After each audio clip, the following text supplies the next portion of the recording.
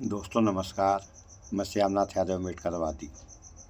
जैसा कि आप लोग जान रहे हैं, महाराष्ट्र और झारखंड में चुनाव होने वाले हैं। तो जब चुनाव हो ही रहे हैं तो वहाँ पे वोट किस हिसाब से मांगना चाहिए, वोट मांगना चाहिए, कितना विकास किए, कितने स्कूल बनाए, कितनी बेरोजगारी दूर किए, कितने अस्पताल बनाए, बातें तो इस पे होनी चाहिए। लेकिन बातें क्या हो रही हैं कि कश्मीर में 370 हटा दिए। अब किसी के बाप में इतनी ताकत नहीं है कोई 370 ला देगा। अरे भैया, सरकार आपकी है तो केंद्र जब 370 हटाया है तो केंद्र ही ले आएगा। तो जब तक आपकी सरकार रहेगी तब तक कैसे आएगा? सरकार जरा बदल दीजिए आप, उसके बाद देखिए क्या होता है, तब ना परिणाम आएगा सामने। तब आपका कहना सही या गलत क्या आप कहे हैं, ये उस समय होगा जब आपकी सरकार बदलेगी। अन्यथा जब तक सरकार नहीं बदलेगी आपकी, तब तक तो आप जो कह रहे हैं वो सही है। तो थोड़ा सा आप लोग इस वीडियो में देख लें, फिर आगे बात हो। ने भी नई लकीर खींची। अमित शाह ने छत्रपति शिवाजी महाराज के हिंदुत्व की बात करते हुए कहा कि ये चुनाव तय करेगा कि महाराष्ट्र शिवाजी महाराज के रास्ते पर चलेगा या औरंगजेब के रास्ते पर। अमित शाह को सुनिए, फिर राहुल गांधी के संविधान खतरे में है वाले एजेंडे की हवा कैसे निकली वो भी दिखाता हूं।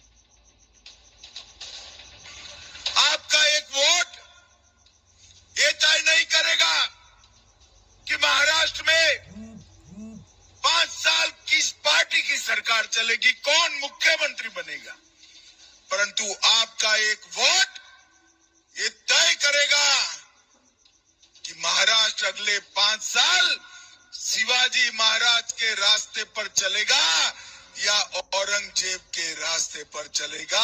एक तय करने का ये वोट। महाराष्ट्र में राहुल गांधी भी प्रचार कर। अभी आगे सुनिए आप लोग मोदी जी क्या कह रहे हैं। वो भी वो किताब जिसके पन्ने पूरे की समानता होनी चाहिए। सुनिए, वन मैन वन वोट होना चाहिए, सबका आदर होना चाहिए, हर धर्म का आदर होना चाहिए, हर जात का, हर प्रदेश का, हर भाषा का आदर होना चाहिए। तो जब आरएसएस के लोग, बीजेपी के लोग इस पर आक्रमण करते हैं तो सिर्फ इस किताब पर नहीं कर रहे हैं आक्रमण, वो हिंदुस्तान की आवाज पर आक्रमण कर रहे हैं। कांग्रेस गठबंधन एक तरफ जम्मू कश्मीर से भारत का संविधान हटाने का प्रस्ताव पास करता है। कांग्रेस ने जो प्रस्ताव पारित किया है ना, इससे बाबा साहब का संविधान जो मोदी वहां ले गया है ना, वो फिर वापस कर देंगे और जम्मू कश्मीर में बाबा साहब के संविधान को घुसने नहीं देंगे। और दूसरी तरफ यही कांग्रेस, उनका गठबंधन यहां महाराष्ट्र में आकर संविधान की झूठी किताब लहराता है, कोरे कागज वाली।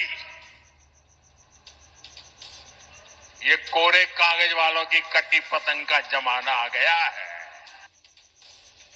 दरअसल राहुल गांधी ने नागपुर में जो कार्यक्रम किया उसमें शामिल लोगों को सुन लिया आप लोगों ने।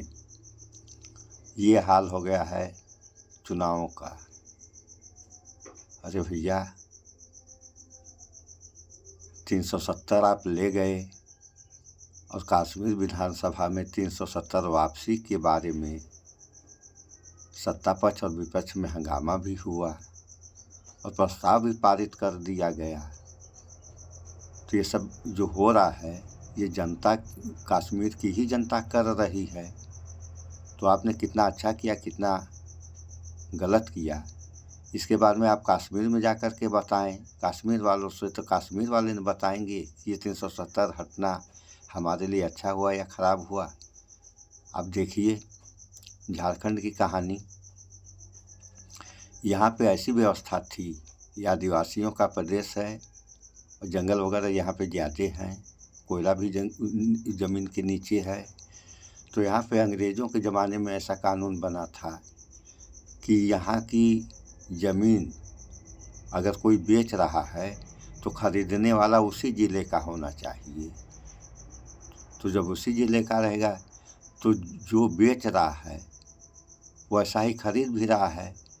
लेकिन इस सरकार ने इसमें संशोधन कर दिया और न जाने कितनी ज़मीनें अडानी ले लिए। तो यहाँ की तो ऐसी व्यवस्था है कि कोई कहीं भी जा कर के बस सकता है या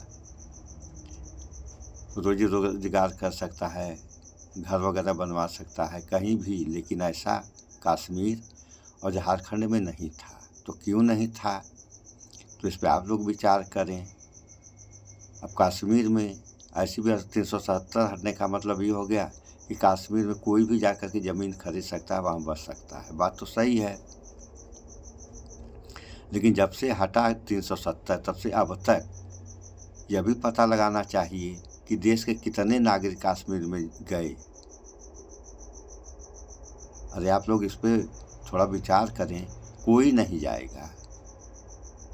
क्यों नहीं जाएगा कि जो जाएगा उसके लायक वहाँ पे रोजी रोजगार नहीं रहेगा। तो जिसके लायक रोजी रोजगार नहीं रहेगा तो वहाँ जाके क्या करेगा।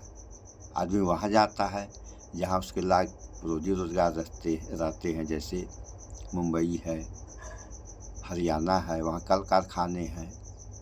आदमी जाते हैं अपना कल कारखानों में लग जाते हैं, जो भी कमाते हैं 2 रुपये 4 रुपये कमाने लगते हैं। लेकिन झारखंड और कश्मीर में जा कर के कौन सा कल कारखाना है वहाँ पर लगेंगे। तो इस हिसाब से दोस्तों अगर 300 अब आप लोग देखिए किसान आंदोलन किए थे, उस समय किसानों ने कहा कि काला कानून ला रहे हैं।